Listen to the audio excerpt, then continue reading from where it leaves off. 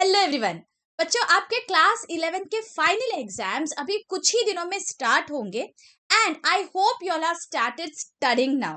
We have discussed all the problems from the text book, whether they are solved or unsolved, and everything is already available on the home page of the channel.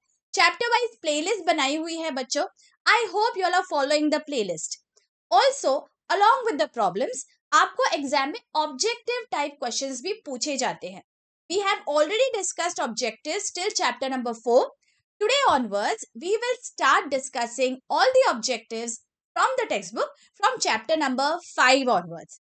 तो आज बच्चों हम देखने वाले हैं chapter number 5, that is subsidiary books, all the objectives from page number 168. Okay, so let's begin. सबसे पहले है हमें पूछा गया है हमारे एक्सरसाइज में, answer the following questions in one sentence. आपको यहाँ पे हर एक का मीनिंग यहाँ पे एक सेंटेंस में लिखना है बच्चों. So let us see what is a subsidiary book. ये जो चैप्टर है इसका नाम ही सब्सिडियरी बुक्स है. तो आपको सब्सिडियरी बुक क्या होता है ये यहाँ पे एक्सप्लेन करना है. So see how are you going to write. Okay, देखिए, this is how you write. The sub division of journal on the basis of nature of transaction is known as subsidiary book. अलग अलग transactions जैसे credit purchases, credit sales, purchase return, sales return, हर एक transaction का जो nature है उसके हिसाब से हमने journal को सब divide किया होता है, right? So this division is known as a subsidiary book. These books are also known as books of original entry or prime entries because the transactions are first recorded in subsidiary books and then posted in the ledger. ये हमें पता है बच्चों, हमने सीखा हुआ है. ये बस आपको प्रॉपरली लिखना है एग्जाम में. आपको ये ऑब्जेक्टिव टाइप में भी पूछा जा सकता है दैट सब्सिडियरी बुक्स को क्या और नाम क्या है. देखिए, ये also known as books of original entry या बुक्स ऑफ प्राइम एंट्री. क्यों? क्योंकि सबसे पहले वहीं पे रिकॉर्ड होता है, के बाद जाके हम लेजर में पोस्ट करते हैं, राइट? ओके, सेकंड क्या पूछा गया है, let us see. What is a cash book? अभी याद करिए, कैश बुक में हम कौन से ट्रांजैक्शंस रिकॉर्ड करते हैं, ये आपको यहाँ पे लिखना है.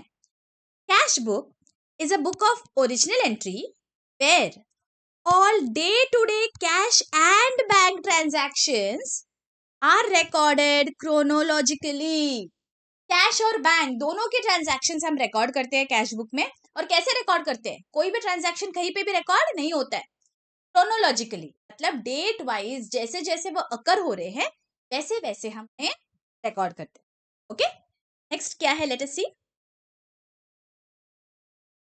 State the meaning of contra entry. अभी क्या होती है कॉन्ट्रा एंट्री? हमने जब प्रॉब्लम्स किए थे, देखिए याद रखिए, हम वहां पे सी लिखते थे कॉन्ट्रा एंट्री के लिए. जो एंट्री जिसका कैश और बैंक दोनों कॉलम में जिसका इफेक्ट होगा उसे हम कॉन्ट्रा एंट्री कहते हैं. देखिए कैसे लिखना है आपको. Entries which are recorded on both sides of the cash book are called contra entries. Contra entries are passed when cash account and bank account are affected at the same time in transactions. देखिए, cash और bank दोनों भी account में साथ में एक साथ में अफेक्ट होना चाहिए, तो हम इसे कहेंगे Contra entry. Example, cash deposited in bank, cash withdrawn from bank, सारे ट्रांजैक्शंस हो जाते हैं कॉन्ट्रा एंट्री के, बिकॉज आपका कैश अकाउंट में कैश कॉलम और बैंक कॉलम दोनों भी एक साथ ही अफेक्ट होने वाले. करेक्ट? चलो आगे. State the meaning of impress system of petty cash book. अभी पेटी कैश बुक हमने सॉल्व की थी, वहां पे हमने देखा हुआ है इम्प्रेस सिस्टम क्या होता है, जहां पे पेटी कैशियर को एक फिक्स्ड अमाउंट दी जाती है शुरुआत में.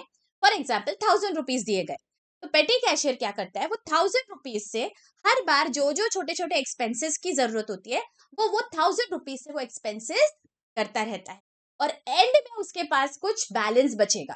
तो again at the beginning of the next month जितना बैलेंस बचा है, फॉर एग्जाम्पल 300 रुपीज बैलेंस बचा है और सारे पैसे अभी एक्सपेंस हो चुके हैं, तो 300 में हम ऐड कर देंगे 700, ताकि अगेन अगले महीने की ओपनिंग में बैलेंस हो जाएगा 1000, राइट। ये हमने जब पेटी कैश बुक सॉल्व किया था, ये हमने देखा है। इसे हम कहते हैं इम्प्रेस सिस्टम, मतलब एक फिक्स्ड अमाउंट एवरी ओपनिंग में होना चाहिए पेटी कैशियर के। तो हमें ये कैसे लिखना है, let us C.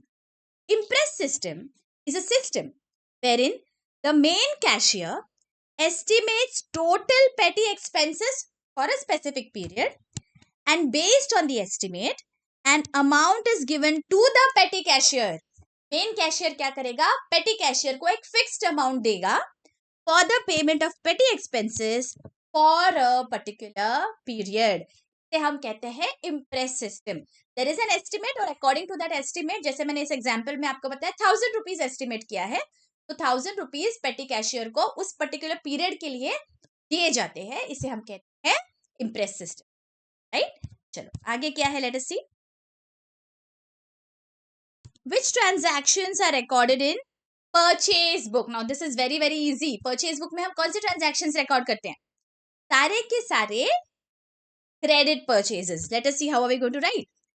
Goods that are purchased on credit for manufacturing or for resale only are recorded in purchase book. तो words कौन से use करने हैं आपको, देखिए यहाँ पे। सबसे पहले तो goods purchase होने चाहिए। कैसे purchase होने चाहिए, कैश में नहीं, क्रेडिट में। and those goods either you're going to purchase for resale or you're going to manufacture, process it more, तो उसे हम रिकॉर्ड करेंगे purchase book, correct. Next,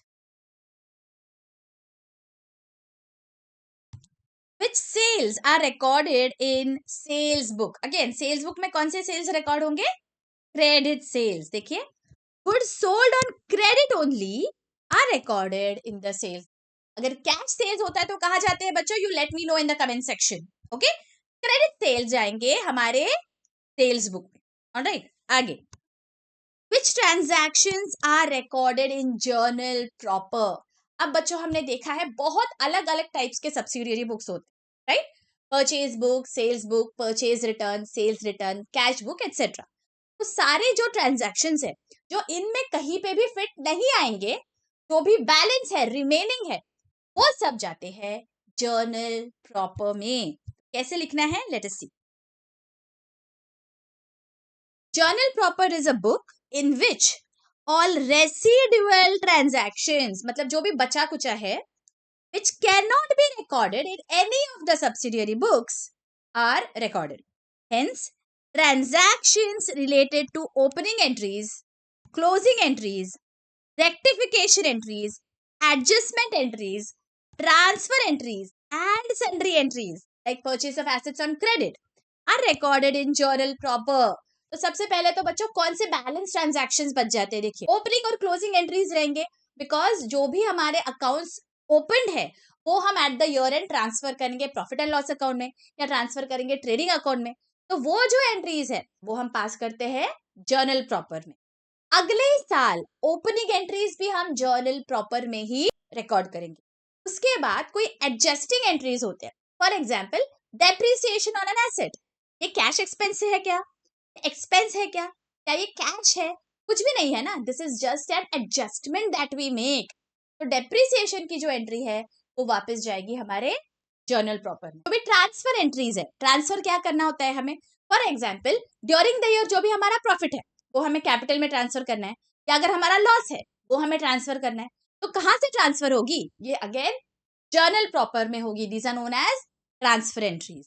then there is one chapter that we studied जहां पे कोई errors अगर हमने किए तो वो हम रेक्टिफाई करते हैं। अगेन उसके लिए हम जर्नल प्रॉपर यूज करते हैं, तो rectification entries again we will pass through journal proper. तो इस तरह बच्चों आपको ये रट्टा नहीं मारना है, आपको अंडरस्टैंड करना है दैट कौन से अलग अलग टाइप्स के जो एंट्रीज जो बच जाते हैं वो हम ट्रांसफर करते हैं थ्रू जर्नल प्रॉपर, ओके। आगे, हु इज अ पेटी कैशियर? कौन है पेटी कैशियर, किसे कहते हैं हम, जो पेटी कैश बुक को मेंटेन करता है। लेट अस सी। पेटी cashier is a person who maintains the petty cash book, as simple as that, okay. Now let us move to the next question. Question number 2 क्या पूछा गया है, give word, term or phrase for each of the following statement. one word में हमें इसका answer देना है। Person who maintains petty cash book, अभी हमने देखा उसे हम क्या कहते हैं, हम उसे कहते हैं पेटी कैशियर।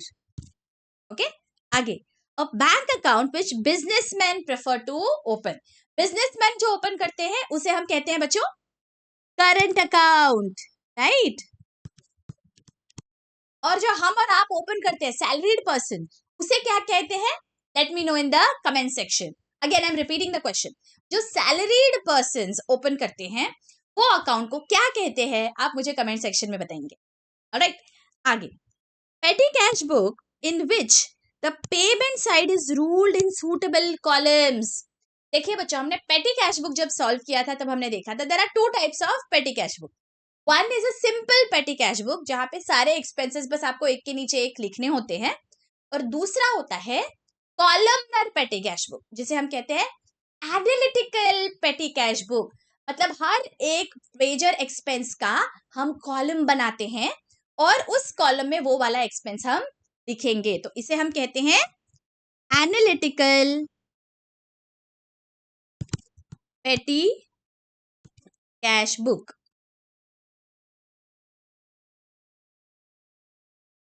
ओके, आगे, subsidiary book in which only credit purchases of goods are recorded, अभी हमने देखा नीचे डेफिनेशन में, तो हम क्या कहेंगे, सिर्फ क्रेडिट परचेज जहां रिकॉर्ड होते हैं उसे हम कहते हैं परचेज बुक।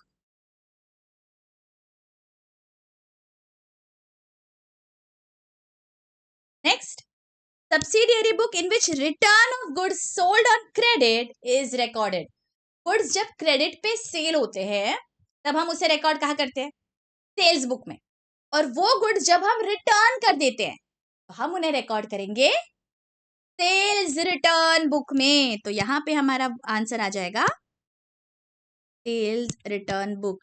बच्चों, be very very careful with the words that are being used.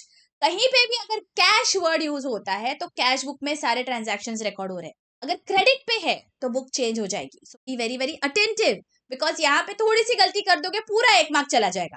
और ऑब्जेक्टिव टाइप्स ये स्कोरिंग होते हैं बच्चों, आपके एग्जाम में बहुत अच्छे मार्क्स आ सकते हैं अगर आप ऑब्जेक्टिव्स को अच्छी से करें, सीरियसली करें तो। ठीक है, आगे, the entry which is recorded on both sides of the cash book, अभी हमने देखा था इसे हम कहेंगे Contra entry. Next, name the account which encourages personal savings, इसे हम कहते हैं बच्चों savings account. Next, a note issued by the buyer to seller giving full details of goods returned। Now ये जब हमने फॉर्मेट देखे थे वहां पे लिखा हुआ है, लेकिन हम एक क्विक रिविजन कर लेते हैं। देखिए बच्चों, जब भी हम कुछ बाय कर रहे हैं, okay, whenever a buyer is buying goods, तो वो क्या करता है, buyer is going to credit the account of the seller। मैंने अगर कुछ बाय किया, फॉर एग्जाम्पल मैंने राहुल से कुछ बाय किया, तो मैं एंट्री क्या करूंगी, purchases account debit to Rahul, मतलब राहुल के अकाउंट को मैंने क्रेडिट कर दिया, right, he is my creditor now. लेकिन अगर ये गुड्स मैंने रिटर्न कर दिए तो मैं क्या करूंगी, राहुल के अकाउंट को अभी मुझे डेबिट करना पड़ता है।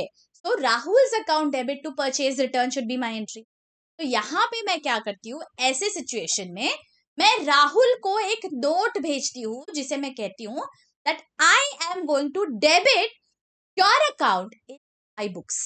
Okay, so that is why I am going to send a debit note to Rahul. इसीलिए यहाँ पे हमारा आंसर आता है बच्चों डेबिट नोट।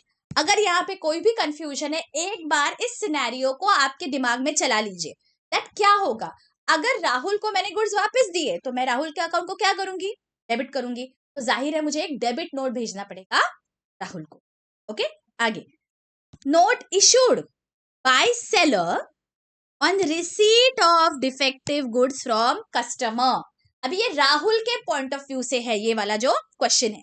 राहुल ने क्या किया, पहले तो सेल कर दिया, तो जब वो सेल करेगा, फॉर एग्जाम्पल उसने सेल किया है रोहित को, तो वो क्या करेगा, Rohit account debit to sales. लेकिन अगर रोहित ने कुछ गुड्स वापस भेजे तो राहुल को क्या करना पड़ेगा, रोहित के अकाउंट को अभी वो क्रेडिट करेगा, तो एंट्री हो जाएगी sales return account debit to Rohit, है ना।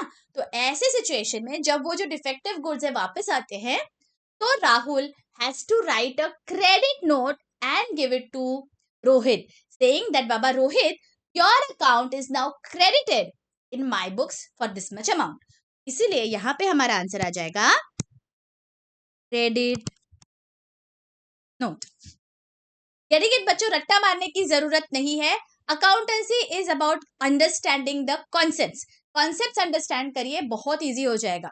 रिमेंबर, अगर ये आपको समझ गया मैंने जो अभी एक्सप्लेन किया हुआ है, तो रट्टा मारने की क्या जरूरत है ना। तो ऑलवेज अकाउंटेंसी में मैं पहले से कहती आई हूँ बच्चों, and I am repeating, stress on understanding the concepts. अगले साल आप 12th में जाएंगे, अगर आप रट्टा मारते हो तो आपको थोड़े दिन कुछ भी याद रहता है, लेकिन वो लॉन्ग टर्म में याद नहीं रहेगा। अगर आपने कुछ समझ लिया तो आपको वो हमेशा याद रहेगा। And always if you see my lectures, मैं हमेशा सारे कॉन्सेप्ट्स आपको लॉजिकली एक्सप्लेन करती हूँ, सिंपल लैंग्वेज में एक्सप्लेन करती हूँ, सो दैट आपको वो समझे। अगर समझ में आ गया तो एग्जाम में आपको लिखना आसान हो जाएगा बच्चों। ओके, तो ये याद रखिए, अगले साल आपको बोर्ड की एग्जाम देनी है, तो हमेशा stress on getting your concepts clear. कहीं पे भी आपको डाउट आता है बच्चों, जो भी आपके 11th स्टैंडर्ड का भी पोर्शन है, कहीं पे भी आपको लग रहा है कोई कॉन्सेप्ट क्लियर नहीं है, आप मुझे बेझिझक कमेंट सेक्शन में पूछिए। I am definitely going to answer all your queries, लेकिन रट्टा नहीं मारेंगे। ओके, कहीं पे भी डाउट है, just type the query, I am definitely going to come back to you. Alright, चलो आगे। Name the bank account on which overdraft facility is given to the account holder। Overdraft facility हम देते हैं, generally वो businessman को जरूरत होती है, तो इसलिए ये जो अकाउंट है ये कौन सा हो जाएगा, current account. Okay,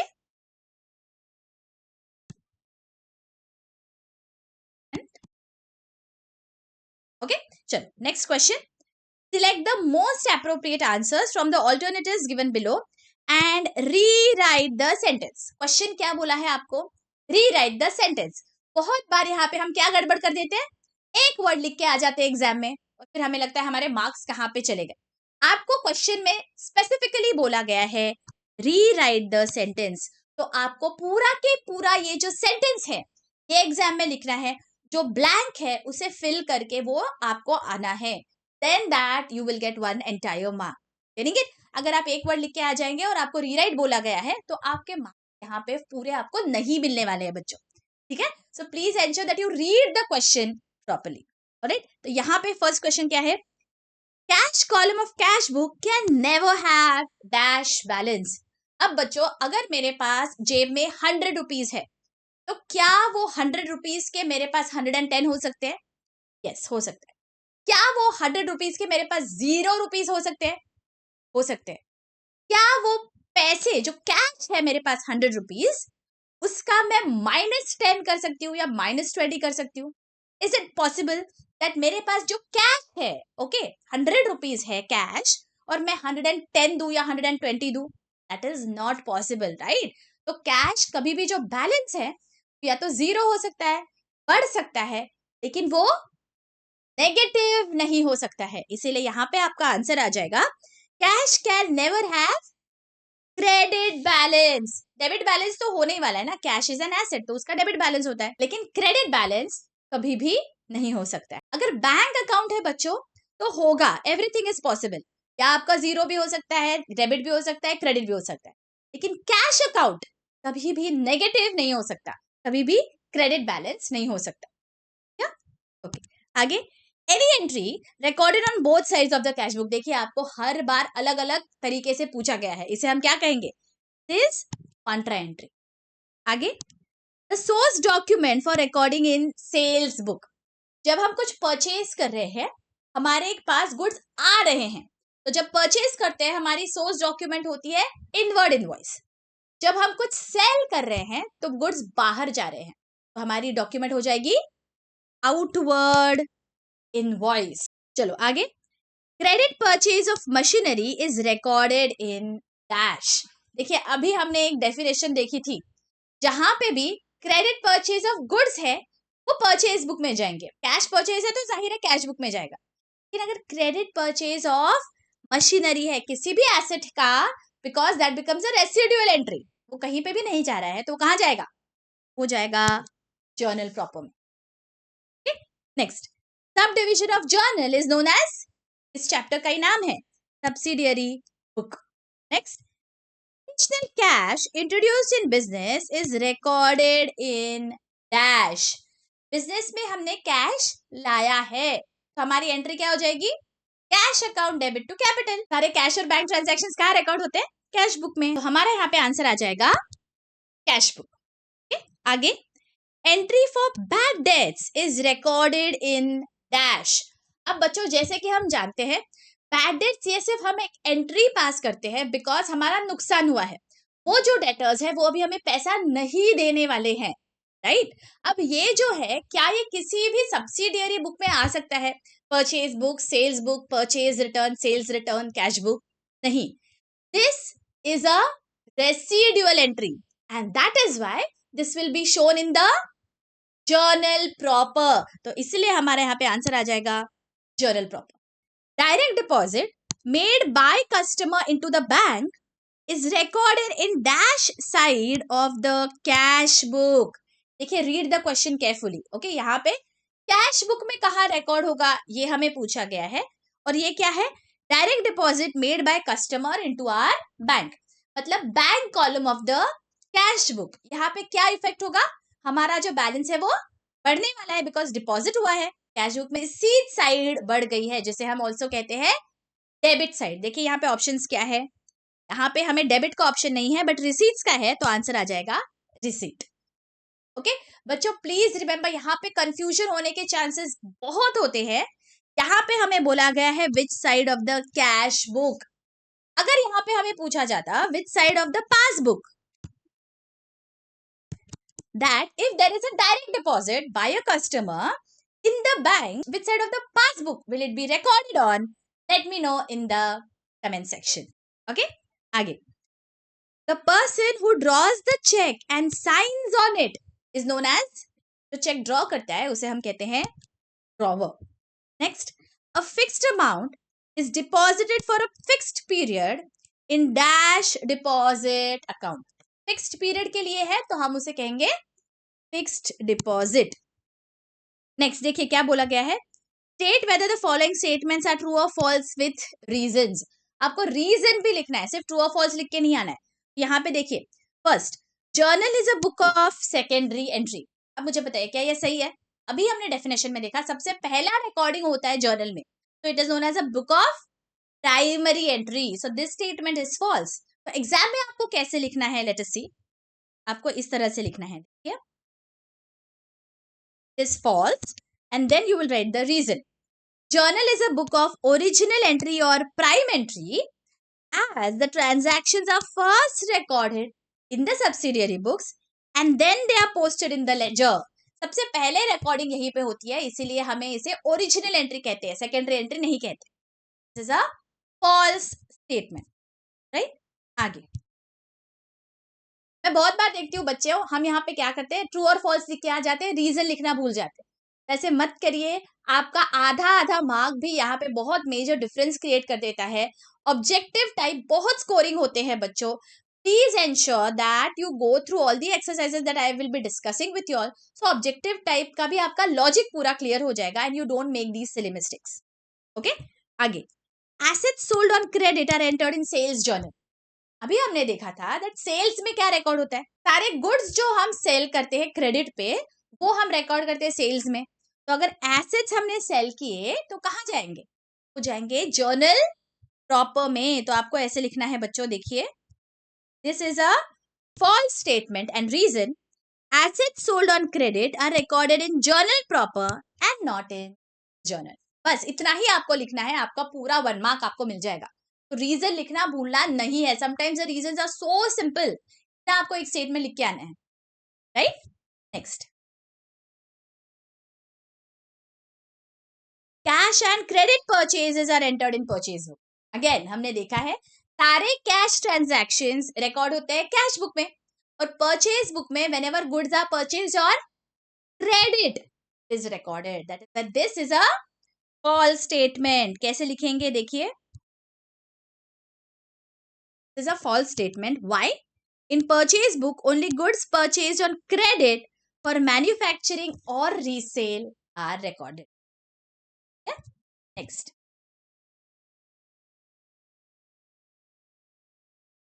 Cash sales are entered in sales journal. Again, सारे cash and bank transactions cash book में जाते हैं. सेल्स में सिर्फ goods sold on credit will be recorded. So again this is a false state. ऐसे लिखेंगे, देखो, false. Reason, only credit sales are recorded in sales journal. Okay, आगे.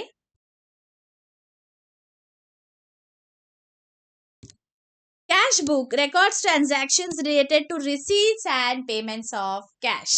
Now this finally is a true statement because cash book में सारे transactions जो भी cash या bank से रिलेटेड है हम रिकॉर्ड करेंगे. इसे हमें कहना है that this is a true statement. And see कैसे लिखेंगे? True because the statement is true since cash book records cash transactions. Simple. ऐसे मत कर देना दैट ट्रू है तो आपको रीजन नहीं लिखना है. ट्रू है तो बस वही स्टेटमेंट ट्रू है ऐसे आपको लिख के आना है ना. बस कभी कभी हम हड़बड़ी में लिखना भूल जाते हैं. That is why I M stressing on this बच्चों, बिकॉज ऑब्जेक्टिव टाइप में क्या होता है, थोड़ी सी गड़बड़ कर दी पूरा 1 मार्क चला जाएगा. And I don't want my students to miss on these marks. ये हाथ के मार्क्स है आपके. You have to get a good score in objectives as well. Alright, चलो नेक्स्ट क्वेश्चन क्या है. Do you agree with the following statements. अभी देखो क्या पूछा है. Do you agree. तो आपको यहां पे क्या लिखना होगा, आइदर अग्री और disagree.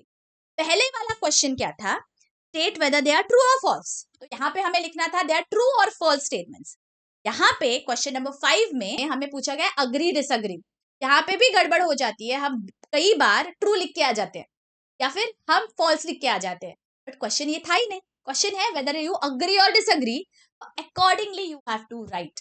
Alright, read the question properly. Very very important. चलो क्या पूछा गया है. Trade discount is recorded in cash book. अब हमने सीखा क्या है, दैट जो ट्रेड डिस्काउंट होता है इसे हम बुक्स में रिकॉर्ड ही नहीं करते हैं. तो कौन से बुक में रिकॉर्ड होगा इसका कोई सवाल ही नहीं पैदा होता. So that is why we disagree with this statement. Why? Because trade discount is never recorded in the books of accounts. Okay? Petty cash book is a book having record of big payments. नाम ही है ना petty cash book. तो छोटे छोटे payments होते हैं वहां यहाँ वो हम यहाँ रिकॉर्ड करते हैं. So again we disagree statement. आपको डी नहीं लिखना है, डिसअग्री ऐसे पूरा लिखना है. Okay, next. Cash received is entered on the debit side of the cash book. Pause करिए 1 मिनट. कैश बुक में अगर पैसा मिलता है, कैश बुक का ऑलरेडी बैलेंस क्या होता है, डेबिट, राइट. और अगर पैसा मिला तो रिसीट साइड बढ़ेगी. क्या होगा, कौन सी साइड बढ़ने वाली है, is a debit side, right. तो ये यहाँ पे हम बोलेंगे this is a true statement, but here we have to write agree. आगे. Transactions recorded on both debit and credit side of the cash book is known as contra entry. देखिए every question contra entry कितना important है, हर बार आपको ये पूछा गया है. तो again you have to write you agree with this statement. Next, credit purchase of machinery is entered in purchase journal. नहीं, credit purchase of goods ये हम purchase journal में record करते हैं. मशीनरी अगर क्रेडिट पे रहेगी तो जर्नल प्रॉपर में. तो again we disagree. Next देखो, complete the following sentences. Cash book is a dash journal. क्या है ये, सब्सिडियरी बुक है, राइट. तो ये subsidiary. Next, in journal proper only dash discount is recorded. अभी मैंने आपको ऊपर बताया बच्चों, ट्रेड डिस्काउंट बुक्स में कभी रिकॉर्ड ही नहीं होता है. तो कौन सा डिस्काउंट बचा, कैश डिस्काउंट. तो यहाँ पे होगा cash. Next, return of goods purchased on credit to the suppliers will be entered in dash journal. Goods purchase किए और उसे हमने रिटर्न कर दिया तो परचेज रिटर्न. यहाँ पे आंसर आ जाएगा परचेज रिटर्न. आगे. Assets sold on credit are entered in, this is in journal proper. देखिए अगर आप गौर करेंगे बच्चों, बहुत सारे ऐसे क्वेश्चंस हैं जो रिपीट हो रहे हैं. That means they are important. और ये बहुत बार हम सॉल्व करेंगे ना तो हमारे बहुत अच्छे से दिमाग में बैठ जाता है. ठीक है. Next, double column cash book records transactions related to cash and bank. Okay, single column होते हैं तो सिर्फ कैश का कॉलम होता है, डबल कॉलम होता है तो कैश और बैंक दोनों कॉलम्स होते हैं. Okay, next, credit purchases of goods are recorded in dash. Credit है एंड परचेज ऑफ गुड्स है तो ये रिकॉर्ड होगा परचेज बुक में. Next, cash book does not record the dash transactions. Cash book में कोई भी क्रेडिट ट्रांजैक्शन रिकॉर्ड नहीं होता है. आगे, credit balance shown by a bank column in cash book is dash. देखिए बच्चों, भी केयरफुल, यहाँ पे कैश बुक बोला गया है एंड बैंक कॉलम बोला गया है. ओके, हमेशा कैश बुक में डेबिट बैलेंस होता है अगर हमारा फेवरेबल बैलेंस रहेगा तो, राइट. लेकिन यहां हमें बोला गया है there is a credit balance, मतलब हमारे पास जितने रिसीट है उससे ज्यादा पेमेंट्स है, इसलिए क्रेडिट बैलेंस है. ऐसा कौन सी सिचुएशन में होगा? ऐसा होगा जब हमारे पास ओवरड्राफ्ट फैसिलिटी है, तो इसे हम कहेंगे ओवरड्राफ्ट. मतलब रिसीट से ज्यादा हमारे पेमेंट्स हो गए, दैट इज वाई हमारा जो क्रेडिट बैलेंस है वो बढ़ गया. ये तो क्रेडिट बैलेंस है तो ओवरड्राफ्ट हो जाएगा, जिसे हम कहते हैं अनफेवरेबल बैलेंस. लेकिन please remember, I am repeating, there can not be a credit balance in the cash column. ये सिर्फ बैंक कॉलम में हो सकता है. ठीक है, आगे, petty cash book is used for recording dash expenses, as the name suggests. Petty expenses. Next, in purchase book, goods purchased on dash are recorded. Purchase book में सारे credit purchases हम record करते हैं. Okay? आगे, correct the following sentences and rewrite the same. क्या बोला गया है? Rewrite. तो एग्जाम में पूरा सेंटेंस आपको करेक्टली लिख के आना है. फर्स्ट देखो क्या है, cash purchase of books are recorded in purchase book. क्या ये सही है? नहीं. कौन से टाइप के परचेज रिकॉर्ड होते हैं परचेज बुक में? Credit purchase of goods. तो आपको क्या लिखना है एग्जाम में? आप लिखोगे credit purchase of goods are recorded in purchase book. Cash के बजाय आपको वर्ड यूज करना है क्रेडिट. लेकिन सिर्फ क्रेडिट वर्ड लिख के नहीं आना है, you have to rewrite the entire sentence. Okay, आगे, cash book records cash transactions as well as credit transactions. No, cash book में cash as well as bank के ट्रांजैक्शंस रिकॉर्ड होते हैं, तो क्रेडिट के जगह आपको यहां लिखना है bank. Next, small and large businesses record all transactions in subsidiary books. जो स्मॉल बिजनेस हाउसेस होते हैं बच्चों, उन्हें इतने अलग अलग बुक्स मेंटेन करने की जरूरत नहीं है, नंबर ऑफ एंट्रीज ही कम होते हैं, तो वो इतने डिवाइड नहीं करते हैं जर्नल को. लेकिन जो लार्ज बिजनेस हाउस होते हैं, because the number of entries is very high, उन्हें अलग अलग सब्सिडियरी बुक्स मेंटेन करने पड़ते हैं. तो यहाँ पे हमें लिखना है only large business. Only word यहाँ पे यूज होगा. आगे, the person who maintains petty cash book is called chief cashier. No, he is known as petty cashier. देखिए मैंने यहाँ पे वन वर्ड लिखा है, बट आपको एग्जाम में पूरा सेंटेंस लिख के आना है बच्चों. Getting it? चलो नेक्स्ट क्या है, कैलकुलेट द फॉलोइंग. यहाँ पे आपको प्रॉपर यहाँ पे प्रेजेंटेशन करना है, प्रॉपर कैलकुलेशन करना है. ओके, कैश परचेज है 1,60,000 at 10% discount and 5% cash discount. तो परचेजेस है बच्चों, यहाँ पे मैं आपको रफ में दिखा रही हूँ, एग्जाम में आपको प्रॉपरली लिखना है. देखिए 1,60,000 का 10% ट्रेड डिस्काउंट है. 10% मतलब कितना? 60,000. कितना बच जाता है? 1,44,000. और कैश डिस्काउंट ये 1,44,000 पे कैलकुलेट होगा. Remember all the cash and trade discount के एंट्रीज जो हमने देखे थे. अगर कोई भी डाउट है, मैं यहाँ लिंक दे रही हूँ बच्चों, go through those. Okay, cash and trade discount बहुत ही इंपॉर्टेंट होता है, आगे भी आपको ये पूछा जा सकता है, you have to know this. Okay, तो ट्रेड डिस्काउंट डिडक्ट करने के बाद जो बैलेंस है उस पे हम कैश डिस्काउंट अप्लाई करते हैं. यहाँ पे हमें बोला गया है 5%. सो 5% कैश डिस्काउंट कितना आ जाएगा? 7,200. अभी question is what is the amount of net purchases. तो net purchase will be 1,44,000 minus 7,200. That gives us 1,36,800.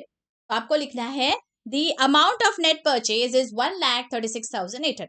आगे, purchase goods from Harish 12,000 at 7% TD. What is the amount of trade discount? तो ये क्या है? 7% of 12,000 कितना आता है? देखो 7% of 12,000, राइट? ये दोनों जीरोस गए, 12 7s are 84 and 1 0. सो हमारा आंसर है ट्रेड डिस्काउंट इज 840. आगे, sold 50 shirts at 300 per shirt and 40 trousers at 600 each. What is the amount of sales? मतलब टोटल आपने कितना सेल्स किया? तो पहले तो 50 मल्टीप्लाइड बाय 300 कितना आता है? 5 3s are 15 और 3 जीरोस है, be careful with the zeros.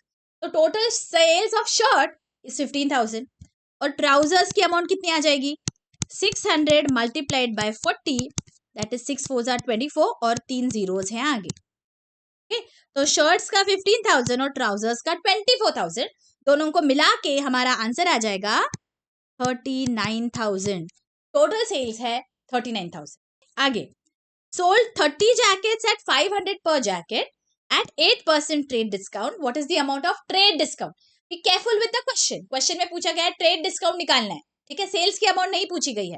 तो यहाँ पे पहले तो सेल्स की अमाउंट कितनी है? 30 into 500, that is 5 3s are 15 और 3 जीरोस. ये टोटल सेल्स की अमाउंट है. अभी trade discount is 8%. 15 8s are 120 and 1,200 will be your trade discount. Is this clear? Alright, now let us see ये equations क्या दिए गए. Complete the following table. Cash purchases 35,000, credit purchase 55,000 is minus purchase return is net purchases. ये formula हमें पता है, अभी बस यहाँ पे हमें कैलकुलेट करना है.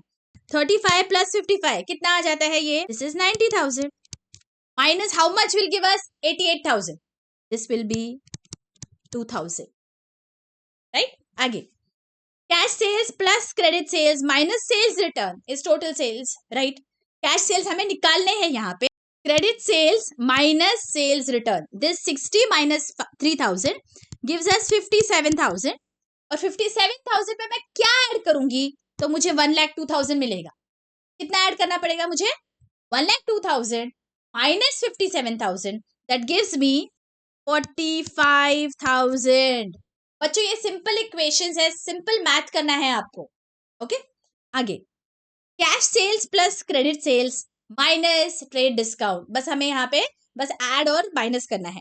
तो 90 plus 1,10,000 that is 2 lakh minus 16,000, this is 1,84,000. Next, cash purchase plus credit purchase minus trade discount is net purchases. यहाँ पे हमें क्रेडिट परचेज नहीं दिया गया है. अभी 70 प्लस डैश माइनस 18 इज 162. तो 70 माइनस 18 कर लेते हैं. कितना हो जाएगा? 70 माइनस 18 गिव्स अस 52,000 और नेट परचेजेस है 1,62,000. तो 1,62,000 minus 52 will give us credit purchases, that is 1,10,000. बच्चों ये सिंपल मैथ है, लेकिन अगर किसी को डाउट है मैं यहाँ पे सॉल्व करके आपको दिखाती हूँ. यहाँ पे हमें बोला गया है 70,000 plus x. Let us consider that credit purchase is x minus 18,000 is equal to 1,62,000. ये वाली इक्वेशन को अगर हम सॉल्व करेंगे तो इस तरह दिखेगा. क्रेडिट परचेज को यहाँ पे हमने x कंसिडर किया है. So therefore 52,000 plus credit purchase is 1,62,000. Therefore, x is equal to, जैसे ये 52,000 यहाँ पे जाएंगे वो माइनस हो जाते हैं, राइट? मैथ का सिंपल रूल है. So 1,62,000 minus 52,000 is our credit purchase and therefore x is equal to 1,10,000. इस तरह सारे इक्वेशंस हमें सॉल्व करने हैं बच्चों. ओके, इफ आपको कोई भी डाउट है, this is how you have to solve it. But because I think ये प्रिटी इजी है, ये ओरली भी हम कर सकते हैं. लेकिन अगर आपको कोई भी डाउट है, this is how you solve it. Okay, आगे, opening cash balance plus cash receipt minus cash payment is total cash, right? Opening cash balance हमें निकालना है. कैश रिसीट 60 है और 45 कैश पेमेंट है. तो 60 माइनस 45 बच जाता है 15,000 और यहाँ पे टोटल कैश है 23,000। तो शुरुआत में कैश बैलेंस कितना है? 23 माइनस 15, दैट गिव्स अस 8,000। आगे, cash sales plus credit sales is total sales minus total debtors. बच्चों देखा जाए तो यह इक्वेशन गलत है, ऐसी इक्वेशन नहीं हो सकती है। यहाँ पे टोटल डेटर्स हम निकाल देते हैं इक्वेशन से। यहाँ पे आपको या तो क्रेडिट सेल्स या कैश सेल्स कुछ भी एक पूछा जा सकता है। Okay, so your equation should be cash sales plus credit sales is equal to total sales. Alright, आगे, cash purchases plus credit purchases is total purchase minus total creditors. Again ये total creditors यहाँ पे गलत है बच्चों, this equation will not hold true. Okay, तो यहाँ पे आपको again cash purchase plus credit purchase is equal to total purchase ऐसे हो सकता है अगर कोई भी रिटर्न्स नहीं है तो। ठीक है, तो यहाँ पे आपका आंसर क्या आ जाएगा? कैश परचेज इज 80,000, उसमें मैं कितना ऐड करूं तो मेरे टोटल परचेज 190 हो जाएंगे। 190 माइनस 80, दैट इज 1,10,000। आगे, opening petty cash balance is 250, पेटी कैश रिसीव्ड इज 1,750, मतलब टोटल हो गया 2,000 माइनस एक्सपेंसेस, अभी बैलेंस बचा है 420, तो एक्सपेंसेस कितने हो गए? 1,580। नेक्स्ट, ओपनिंग पेटी कैश 400, पेटी कैश रिसीव नहीं दिया गया है, petty cash expenses 1,800 is closing petty cash balance 250। Again let me solve this for you. यहाँ पे let us assume that this petty cash received is x, तो हमारी equation कुछ इस तरह होगी, 400 plus x minus 1,800 is equal to 250, right? तो यहाँ पे हम इस तरह लिख सकते हैं, बिकॉज ये मैथ है, x इज इक्वल टू 250, ये जो माइनस है ये अगर मैं राइट हैंड साइड पे लिखूंगी तो ये प्लस हो जाएगा 1,800, और ये 400 है, ये पॉजिटिव है, राइट? ये पॉजिटिव अगर मैं इक्वेशन में इक्वल टू के राइट हैंड साइड में लिखती हूँ तो ये माइनस 400 हो जाता है, राइट? बस इतना आपको करना है, बाद में क्या है, बस एडिशन सब्ट्रैक्शन है। ये याद रखिए, इक्वल्स टू के राइट में जब आप ट्रांसफर करते हो तो जो आपका साइन होता है वो ऑपोजिट हो जाता है। तो ये माइनस था, ये हो गया प्लस, और ये प्लस था, ये हो गया माइनस। तो आपका आंसर आ जाएगा x इज 250 प्लस 1,800 माइनस 400, यहाँ पे आंसर आ जाएगा 1,650। Is this equation clear? Next, opening petty cash balance पता नहीं है, x plus 1,800 minus 2,250 is equal to 150। Again आप इस तरह सॉल्व कर सकते हैं, x इज इक्वल टू 150, ये माइनस है यहाँ पे प्लस हो जाएगा, प्लस 2,250, ये प्लस है यहाँ पे जाके माइनस हो जाएगा, so minus 1,800, so x will be 600। I hope बच्चों ये सारी जो टेक्स्ट बुक की एक्सरसाइज मैंने सॉल्व की है वो आपको बहुत ही अच्छी से समझ गई है। अगर आपको लेक्चर्स अच्छे लग रहे हैं, do let me know in the comment section बच्चों। अगर आपको कोई भी डाउट है आप मुझे बेझिझक पूछ सकते हो, I am definitely going to answer all your queries. अब मिलते हैं नेक्स्ट लेक्चर में जहां पे हम अगले चैप्टर की एक्सरसाइज डिस्कस करेंगे। Till then take care.